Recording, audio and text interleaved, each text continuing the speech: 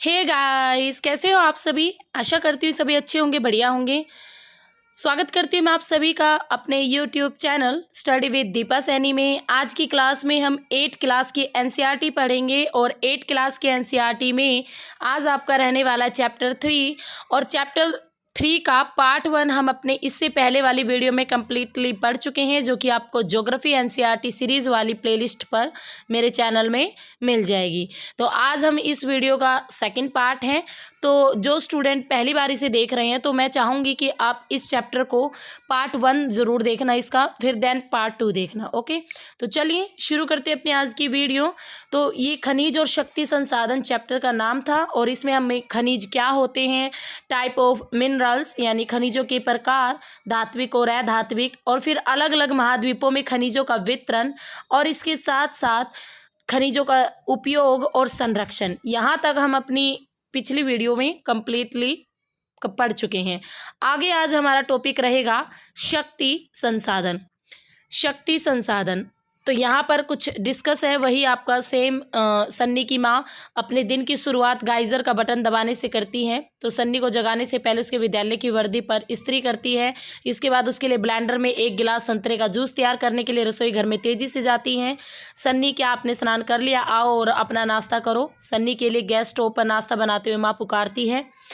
अब विद्यालय जाते हुए ये आपस में बातचीत है माँ बेटे के बीच की। तो माँ है जो वो सारी तैयारियां कर रही है बेटे के लिए, खाना पका रही है, गर्म पानी किया, जूस बनाया।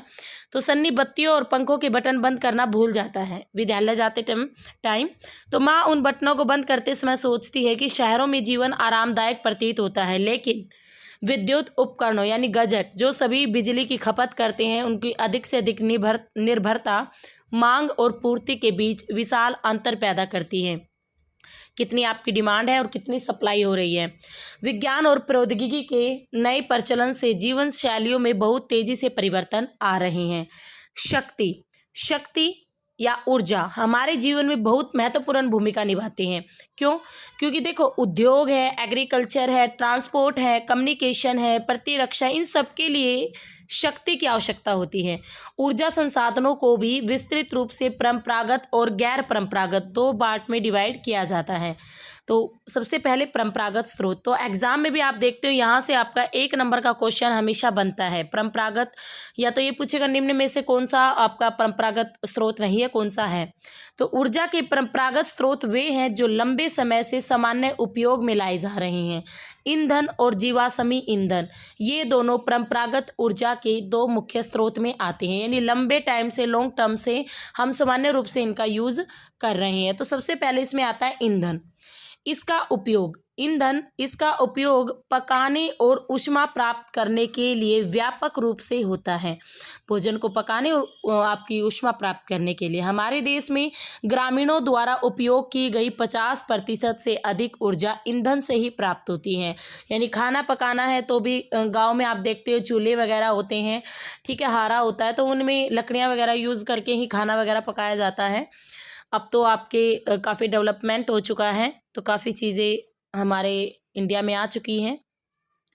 तो पौधों और जानवरों के अवशेष, ये हम टेबल्स बाद में करेंगे, पहले हम नीचे वाला करेंगे। तो पौधों और जानवरों के अवशेष जो लाखों वर्षों तक धरती के अंदर दबे रहे थे, ताप और दबाव के प्रभाव से जीवाश्मी ईंधनों में बदल गए। यानी कार्बोनिफेरस युग में क्या हुआ था, जो पौधे और जानवर पृथ्वी पर हलचल के कारण वो पृथ्वी के नीचे दब गए। अब वो पृथ्वी के नीचे दब गए तो लाखों सालों तक दबे रहे, और इसकी वजह से क्या हुआ, वो जीवाश्म ईंधन में बदल गए। अब ये जीवाश्म ईंधन क्या, जैसे भाई आपका कोयला, पेट्रोलियम और प्राकृतिक गैस, ये सारे के सारे आपके परंपरागत ऊर्जा के स्रोत है, जो लॉन्ग टर्म से हम इसे यूज़ कर रहे हैं। काफ़ी लॉन्ग समय लगा, काफ़ी लंबा टाइम लगा इनको बनने में भी।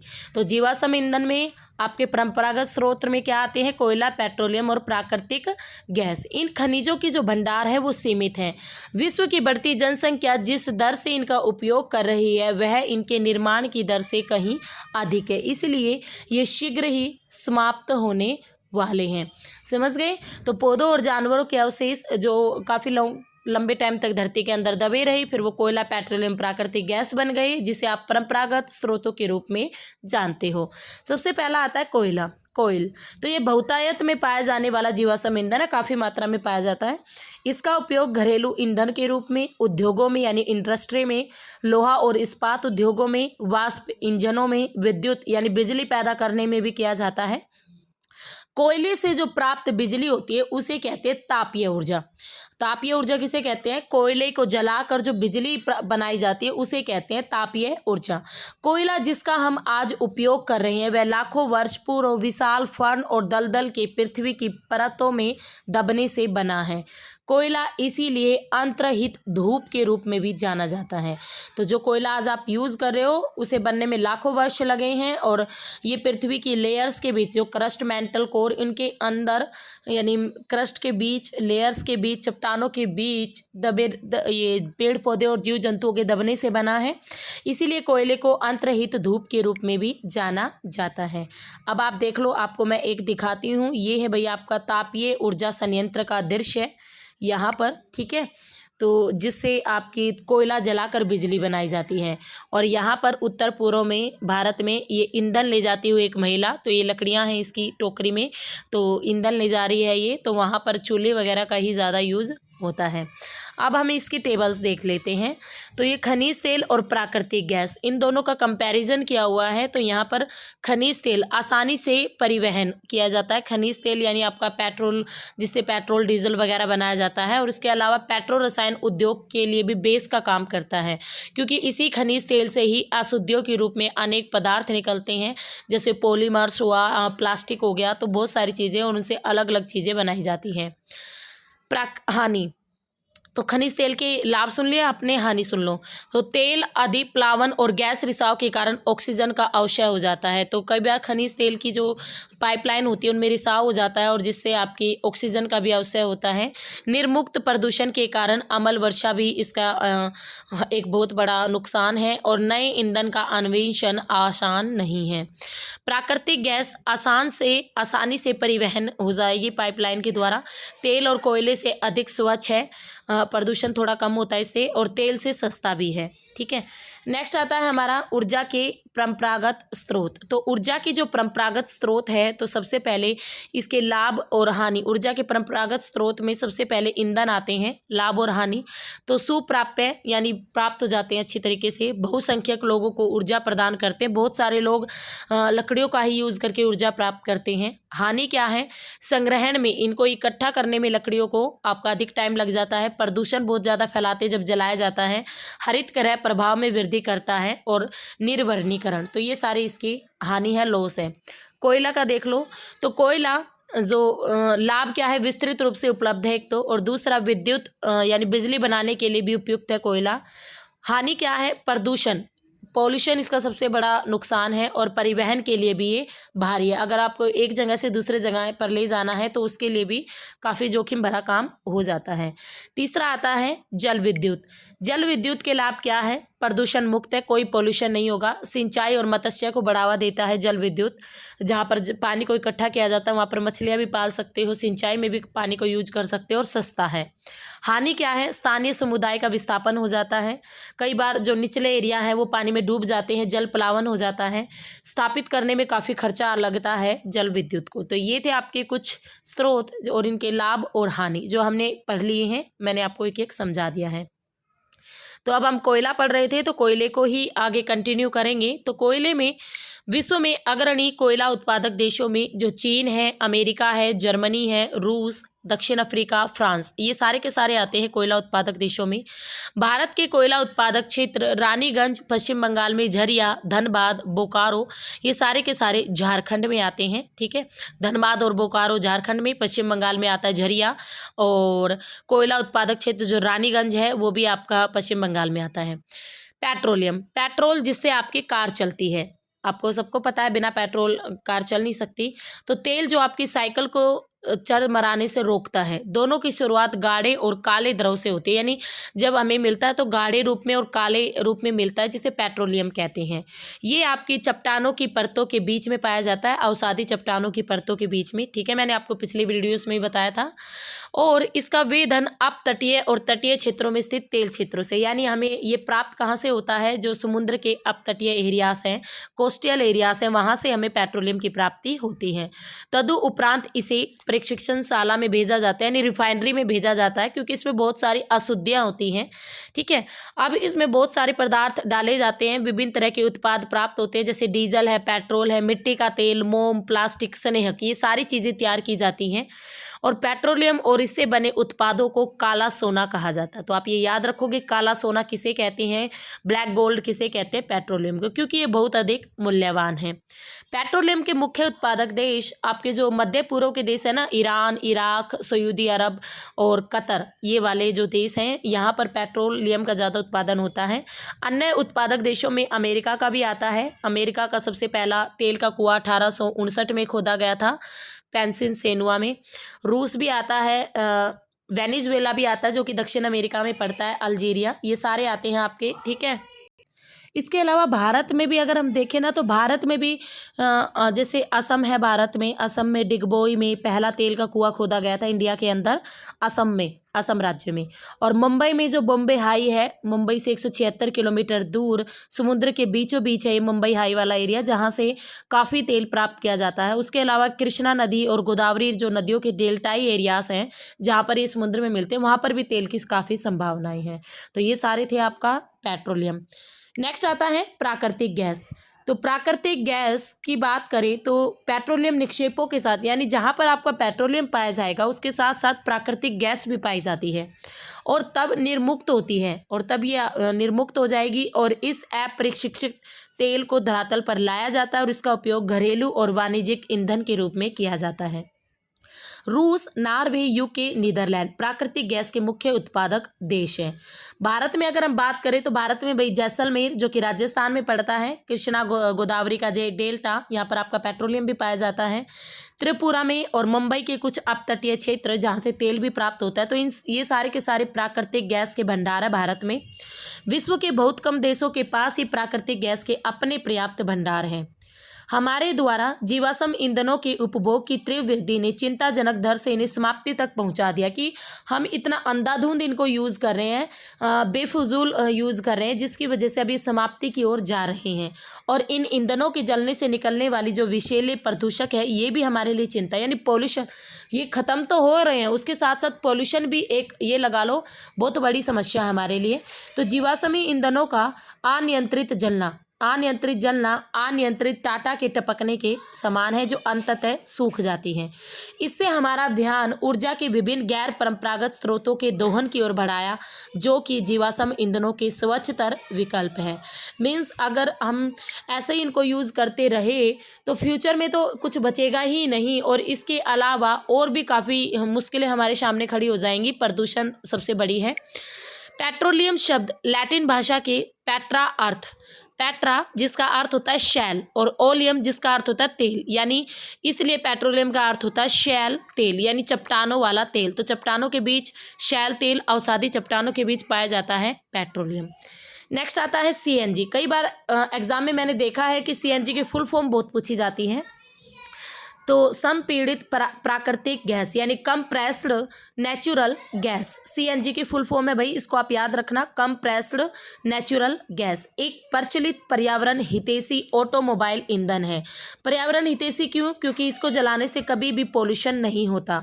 यह पेट्रोलियम और डीजल की तुलना में बहुत कम पोल्यूशन करती है। आपकी कारों में पेट्रोल डीजल से चलती हैं तो कितना पोल्यूशन करती है, जबकि घरों में आप सीएनजी का यूज़ करते हो तो कहाँ धुआं आता है आपकी गैस में। ठीक है, तो इस तरीके से ये बहुत ही कम धुआं करती हैं, और इसी वजह से ये पर्यावरण हितैषी कही जाती हैं। नेक्स्ट आता है हमारा जल विद्युत। देखो, कोयला पढ़ लिया, पेट्रोलियम पढ़ लिया, प्राकृतिक गैस पढ़ ली, अब हम पढ़ेंगे जल विद्युत। जल विद्युत बांधों से, जैसे ये आप ये देख लो सबसे पहले, तो अगर इसको देख लेते हो तो आपको समझ में आ जाएगा। यहाँ पर ये जल भरा हुआ है, इस जल से ये जनरेटर लगे हुए हैं, यहाँ से जल यहाँ पर गिराया जाता है, फिर ये टरबाइन है। ये जो टरबाइन है ये घूम घूम कर क्या करेंगी, बिजली बनाएंगी, और ये ही बिजली यहाँ पर बनकर तारों के रूप में ऐसे ऐसे इधर आ गई है, और ये पानी फिर नीचे से ऐसे चला गया है। तो इस तरीके से टरबाइन के द्वारा पानी को घुमाकर बिजली बनाई जाती है। समझ गए? ठीक है, तो चलिए अब इसके बारे में पढ़ते हैं। तो बांधों से वर्षा जल और नदी जल ऊंचाई से गिराने के लिए संग्रहित किया जाता है। बांध के अंदर से पाइप के द्वारा बहता हुआ जल बांध के नीचे स्थित टरबाइन के ऊपर गिराया जाता है और फिर जब घूमते हुए ब्लेड जनरेटर को विद्युत के लिए घुमाते हैं, यानी बिजली के लिए घुमाते हैं, और यह जल विद्युत कहलाता है। मीन्स इससे बिजली बन जाती है। विद्युत पैदा करने के बाद जो पानी बहता है उसका उपयोग एग्रीकल्चर में हो जाता है। विश्व की ऊर्जा का 1/4 हिस्सा जल विद्युत से ही प्राप्त होता है, यानी जो विश्व की जो बिजली है उसका 1/4 हमें जल विद्युत से ही प्राप्त होती है। विश्व में जल विद्युत के अग्रणी उत्पादक देश हैं पराग्वे, नॉर्वे, ब्राज़ील और चाइना। भारत में भी कुछ आपके जल विद्युत केंद्र है। तो भारत में जो एक भाखड़ा नंगल जो कि आपका सतलुज नदी पर है, पंजाब में पड़ता है। गांधी सागर, नागा अर्जुन जो कि कृष्णा नदी पर है। दामोदर नदी घाटी परियोजना जो कि दामोदर नदी पर है। तो ये सारे के सारे भारत में जल विद्युत परियोजनाएं हैं जो भारत में जल से बिजली बनाई जाती हैं। नेक्स्ट आता है ऊर्जा के गैर परंपरागत स्रोत। तो देखो अपने परंपरागत पढ़ लिए जिसमें कोयला, पेट्रोलियम, प्राकृतिक गैस और हमने जल विद्युत को पढ़ा। अब हम पढ़ेंगे ऊर्जा के गैर परंपरागत स्रोत। तो ऊर्जा के गैर परंपरागत स्रोतों में जीवाश्म ईंधनों के बढ़ते उपयोग से ऊर्जा के गैर परंपरागत स्रोतों का अभाव उत्पन्न हो रहा है। ऐसा अनुमान किया जाता है कि यदि वर्तमान दर से इसका उपभोग लगातार होता रहा तो जो आपके ईंधनों के भंडार है वो समाप्त हो जाएंगे और इसके अतिरिक्त इसका उपयोग पर्यावरण प्रदूषण भी पैदा करता है। इसीलिए गैर परंपरागत स्रोत जैसे सौर ऊर्जा, पवन ऊर्जा, ज्वारीय ऊर्जा जो कि आपके नवीकरणीय हैं, इनके उपयोग की आवश्यकता है। नेक्स्ट आता है सौर ऊर्जा। देखो ये गैर परंपरागत स्रोतों में ही आएगा सौर ऊर्जा, क्योंकि ये क्या है, इनका आप नवीकरण कर सकते हो, सौर ऊर्जा का, पवन ऊर्जा का, ज्वारीय ऊर्जा का, जिसे अभी आप आगे समझोगे। तो सबसे पहले आता है सौर ऊर्जा। सूर्य की ऊष्मा और सूर्य का जो प्रकाश है, जो ऊर्जा है, वो हमारे लिए प्रतिदिन अनुभव की जा सकती है। आप सूर्य की गर्मी महसूस कर सकते हो। सूर्य ना हो तो आप ठंड में कहोगे सूर्य निकले निकले, ठीक है। तो सूर्य से प्राप्ति होने वाली जो सौर ऊर्जा है, जो सौर सेल है, इनमें बिजली उत्पन्न करने के लिए प्रयोग की जा सकती है। इनमें से कई सेलों को सौर पैनलों से तापन और प्रकाश के लिए शक्ति उत्पन्न करने के लिए भी जोड़ा जाता है। धूप की प्रचुरता वाले जो आपके गर्म इलाके हैं, धूप की प्रचुरता वाले जो गर्म इलाके हैं, जैसे आपके उष्णकटिबंधीय इलाके जिन्हें हम कहते हैं, तो उष्णकटिबंधीय देशों के लिए भी सौर ऊर्जा के उपयोग की जो प्रौद्योगिकी है वो बहुत ही लाभदायक है। सौर ऊर्जा उपयोग का सौर तापक, सौर कुकर में, सोलर ड्रायर में, इनके साथ साथ रोशनी, अब आजकल आप जानते हो बिजली भी बनाने लगे हैं सौर ऊर्जा से, सोलर पैनल लगने लग गए हैं और यातायात में भी अब आपकी सौर ऊर्जा यूज़ की जा रही है। तो देखो ये आपका सौर ऊर्जा प्राप्त करने के लिए लगे हुए हैं सौर पैनल, ठीक है। इस तरीके से सौर पैनल लगे हैं जिनसे बिजली वगैरह बनाई जाती हैं। तो ये आपकी सलाल जल विद्युत परियोजना, ये एग्जाम में बहुत आती है कि सलाल जल विद्युत परियोजना भारत के किस राज्य में है। तो सलाल जल विद्युत परियोजना भारत के जम्मू कश्मीर राज्य में, आप इसको याद रखोगे। विश्व का सबसे पहला जल विद्युत उत्पन्न करने वाला देश कौन सा था? नॉर्वे। तो जीके का एक इंपॉर्टेंट क्वेश्चन यहाँ पर है, 1 नंबर आपको दिलाएगा। तो नॉर्वे सबसे पहली कंट्री थी, यूरोप में है, ये यूरोपीय महाद्वीप में, जो कि सबसे पहली बिजली जिसने पैदा की थी। विश्व का सबसे पहला सौर एंड पवन चालित बस अड्डा स्कॉटलैंड में है, यानी सौर ऊर्जा से चलने वाला और पवन से चलने वाला बस अड्डा स्कॉटलैंड में है, विश्व का सबसे पहला। समझ गए? तो ये आपके जीके के क्वेश्चन थे। यहाँ पर ये सारी चीज़ें आपकी एक्चुअली इसी में ही आ जाएगी, तो हम पैराग्राफ ही कर लेते हैं। तो नेक्स्ट आता है भाई हमारा पवन ऊर्जा। पवन ऊर्जा एक असमाप्य स्रोत है, यानी कभी भी समाप्त ना होने वाला स्रोत है। पवन चक्कियों का उपयोग अनाज को पीसने के लिए, जल निकालने के लिए चिरकाल से करते आ रहे हैं, यानी लॉन्ग टर्म से हम पवन चक्कियों का यूज़ कर रहे हैं। पवन चक्कियों में तेज़ गति से जब हवाएं पवन चक्कियों को घुमाती है, ये आपने देखे होंगे ना, कुछ इस तरीके के, आगे आपका पिक्चर भी होगा, तो इस तरीके के आपने पंखे देखे होंगे बड़े के बड़े। तो ये पवन चक्कियाँ कहते हैं इन्हीं को ही, जो कि बिजली उत्पादन के लिए जनरेटर से जुड़ी रहती है। जैसे ये पवन चक्कियों के समूह से युक्त पवन फार्म तटीय एरियाज में और पवन घाटियों, पर्वत की जो घाटियाँ होती हैं जहाँ पर आपकी बहुत तेज़ और प्रबल हवाएं चलती हैं, वहाँ पर ज़्यादातर आपकी पवन चक्कियाँ लगाई जाती हैं। ठीक है। तो पवन फार्म नीदरलैंड में, वर्ल्ड की बात करें तो जर्मनी में, डेनमार्क में, यूके में, यूएसए में और स्पेन में पाए जाते हैं, जो कि पवन ऊर्जा के उत्पादन में उल्लेखनीय हैं, इंपॉर्टेंट हैं। ठीक है, तो ये थी पवन ऊर्जा, ज़्यादा इंपॉर्टेंट नहीं है, इससे कम ही क्वेश्चन आते हैं। नेक्स्ट आता है परमाणु ऊर्जा, जो कि मोस्ट इंपॉर्टेंट है, एग्जाम में बहुत क्वेश्चन देखे जाते हैं परमाणु ऊर्जा से। परमाणु ऊर्जा प्राकृतिक तौर से प्राप्त रेडियो सक्रिय पदार्थ जैसे आपका यूरेनियम और थोरियम, इन दोनों के परमाणु के केंद्रक में यानी सेंटर में संग्रहित जो ऊर्जा है उससे प्राप्त की जाती है। ये पदार्थ नाभिकीय रिएक्टर में नाभिकीय विखंडन से गुजरते हैं और इनसे जो ऊर्जा की प्राप्ति होती है फिर, तो परमाणु ऊर्जा के सबसे बड़े उत्पादक है संयुक्त राज्य अमेरिका और आपका यूरोप कंट्रीज, तो अमेरिका और यूरोप। भारत में भी परमाणु ऊर्जा के काफ़ी स्रोत हैं। भारत में राजस्थान और झारखंड के पास यूरेनियम के विशाल निक्षेप है यानी विशाल भंडार है। थोरियम, ये एग्जाम में क्वेश्चन आता है भाई। थोरियम विशाल मात्रा में केरल राज्य के मोनोजाइट बालू में पाया जाता है थोरियम, जो कि आपका परमाणु ऊर्जा में यूरेनियम और थोरियम यही दोनों तो यूज़ होते हैं। तो भारत में परमाणु ऊर्जा के केंद्रों की बात करें तो तमिलनाडु में कलपक्कम, महाराष्ट्र में तारापुर, आपको ये नाम याद होने चाहिए, एग्जाम में पूछा जाता है।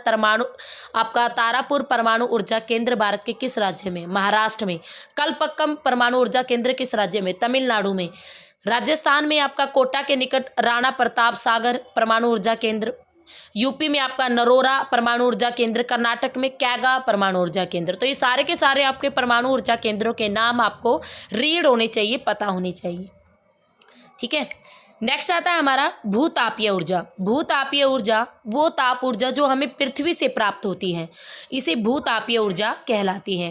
पृथ्वी के अंदर गहराई बढ़ने के साथ तापमान में लगातार वृद्धि होती जाती है।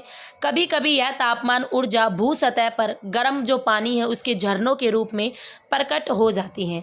यह ताप ऊर्जा शक्ति उत्पादन करने में भी प्रयुक्त की जा सकती है। वर्षों से आपकी सिंपल सी बात है, काफ़ी लंबे टाइम से जो गर्म पानी के आपके स्रोत हैं, जहाँ से आपका गर्म पानी वगैरह यूज़ होता है, ठीक है, तो गर्म पानी के जो स्रोत हैं उनके रूप में भी भूतापीय ऊर्जा खाना बनाने में, ऊष्मा प्राप्त करने में, नहाने के पानी में यूज़ होती हैं। यूएसए, देखो बढ़िया क्वेश्चन, यूएसए विश्व का सबसे बड़ा भूतापीय ऊर्जा का संयंत्र है। इसके बाद आपका न्यूजीलैंड, आइसलैंड, फिलीपींस, मध्य अमेरिका, ये सारे आ जाते हैं। भारत में भूतापीय ऊर्जा के संयंत्र हिमाचल प्रदेश में, मणिकर और लद्दाख में पूगा घाटी में स्थित है, भारत के अंदर। यहाँ पर देखो ये आपको पूरा प्लांट भी दिखा देती हैं, भूतापीय ऊर्जा को कैसे यूज़ किया जाता है। तो भूमि से ये जो ऊर्जा है इसको कुओं के द्वारा भाप ऐसे यूज़ की जाएगी, टरबाइन लगाकर, फिर जनरेटर के द्वारा इन्हें घुमाकर इस तरीके से ऊर्जा प्राप्त की जाती है। तो ये देखो मणिपुर में भी भूतापीय ऊर्जा की सहायता से भोजन पकाना, इस तरीके से यहाँ पर ये चीज़ें की जाती हैं। तो यहाँ पर आप देख सकते हो। नेक्स्ट आता है हमारा ज्वारीय ऊर्जा। ज्वारीय ऊर्जा, ज्वार से उत्पन्न ऊर्जा को ज्वारीय ऊर्जा कहते हैं। उस ऊर्जा का विदोहन समुद्र के संकरे मुहाने में बांध के निर्माण से किया जाता है। ठीक है, ज्वारीय ऊर्जा यानी जब समुद्र का पानी ऊंचाई पर होता है, दिन में एक बार ऊंचाई पर और फिर दूसरा तल नीचा भी होता है। ठीक है, तो जब पानी अधिक ऊंचाई पर होता है तो टरबाइन वगैरह लगाकर जब वो पानी एकदम से नीचे गिरता है तो वो टरबाइन आपके घूमते हैं और जिससे बिजली बनती है। ठीक है, टरबाइन घूमेंगे तो बिजली बनाई जाती है। विश्व का सबसे पहला ज्वारीय जो आपका ऊर्जा स्टेशन है वो फ्रांस में बनाया गया है। विश्व का सबसे पहला ज्वारीय ऊर्जा स्टेशन फ्रांस में बनाया गया था, तो इसको भी आप याद रखोगे। तो ज्वारों की जो ऊर्जा का उपयोग मैंने आपको समझा दिया। बांध में जो टरबाइंस होते हैं उनको घुमाने के लिए किया जाता है। रूस में, फ्रांस में और भारत में जो कच्छ की खाड़ी है उसमें विशाल ज्वारीय मिल के क्षेत्र हैं। नेक्स्ट आता है आपका बायोगैस। बायोगैस जो कि आपके जैविक अपशिष्ट जैसे मरे हुए पौधे हैं, जंतु हैं, उनके अवशेष हैं, पशुओं का गोबर है, रसोई का बचा कुचा कूड़ा है, तो इन सबको गैसीय ईंधन में बदला जाता है जिसे आपकी कहते हैं बायोगैस। ठीक है, इन सबको गैसीय ईंधन में बदलकर बायोगैस बनाई जाती हैं। तो जैविक अपशिष्ट बैक्टीरिया द्वारा बायोगैस संयंत्र में अपघटित होते हैं। ठीक है, जो कि अनिवार्य रूप से मीथेन में और कार्बन डाइऑक्साइड का मिश्रण रूप है। बायोगैस खाना पकाने में विद्युत उत्पादन करने का सबसे अच्छा साधन है। इससे प्रतिवर्ष बड़ी मात्रा में जैव खाद का भी उत्पादन किया जाता है। ऊर्जा सर्वव्यापी है, लेकिन इस ऊर्जा का विदोहन बहुत ही कठिन और खर्चीला है। हमसे प्रत्येक व्यक्ति ऊर्जा को नष्ट न करके एक भिन्नता ला सकता है। ऊर्जा की बचत ही ऊर्जा का उत्पादन है। अभी कार्य किए करेंगे इस बारे में तो ऊर्जा के भविष्य को सुनहरा बना सकेंगे। मीन्स अगर आप लिमिट में ऊर्जा के संसाधनों का यूज़ करोगे, चाहे वो कोई भी ऊर्जा संसाधन है, तो भविष्य में वो हमारे ही काम आएगी, हमारे बच्चों के काम आएगी। इसलिए बेफिजूल हमें इनको यूज़ नहीं करना चाहिए। तो ये था भाई आपका टॉपिक, और बहुत सारे जीके के क्वेश्चन बनते हैं आज के टॉपिक से, तो मोस्ट इंपॉर्टेंट टॉपिक है, तो अच्छी तरीके से इसको पढ़ लेना। तो ये हमारा चैप्टर कंप्लीट होता है, चैप्टर नंबर 3 खनिज एंड शक्ति संसाधन, जिसमें आज आपने बहुत सारे ऊर्जा के परंपरागत और गैर परंपरागत स्रोतों को पढ़ा। तो आई थिंक आपको वीडियो अच्छी लगे, और वीडियो अच्छी लगे तो प्लीज़ लाइक शेयर कर देना and subscribe my channel, and इसके साथ साथ बेल आइकन ज़रूर प्रेस कर देना, तो क्योंकि तभी मेरी न्यू वीडियोस का नोटिफिकेशन आपके पास पहुंच पाएगा। और इसके साथ साथ जो स्टूडेंट पीजीटी और नेट ज्योग्राफी का पेड कोर्स लेना चाहते हैं तो वो अचीवर्स अकेडमी ऐप पर अवेलेबल है, तो आप वहां से पेड कोर्स खरीद सकते हो। तो फिर मिलेंगे, तब तक के लिए have a nice day, good bye.